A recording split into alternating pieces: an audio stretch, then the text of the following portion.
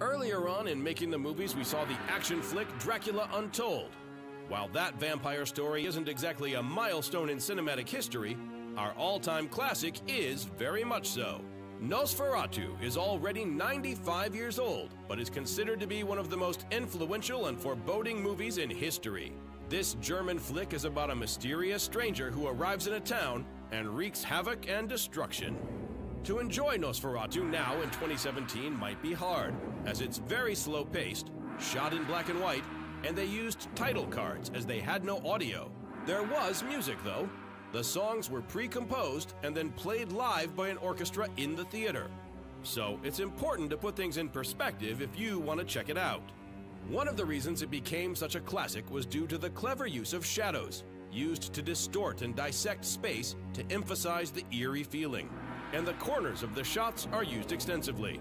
Characters lurked there, adding to the suspense, and when a subject is removed from the center of the composition to a side of the frame, the tension rises. The special effects used were groundbreaking at the time, although they're not that impressive compared to modern-day blockbusters.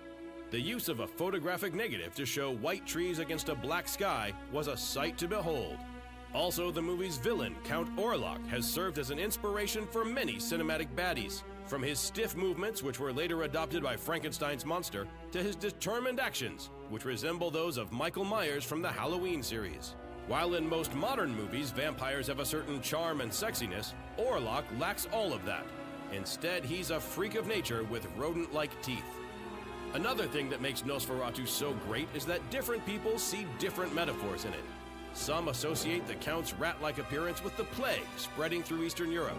Others claim the message is that unprotected sex is dangerous for society, comparing vampirism to STDs.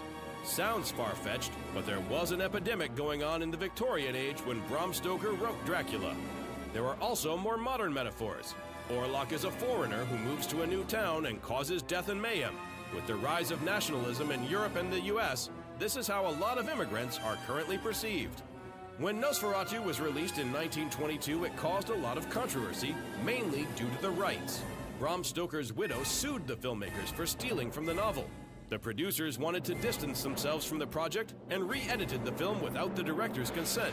It was altered even further for the American release. The original uncut version is missing, and there's a whole obsession among film historians who want to find it. Who knew movie archaeology was a thing that actually exists? We have no clue if director Murnau's original vision would have become as iconic as the cut that was eventually released. But what did hit the markets was a real masterpiece and our oldest all-time classic so far.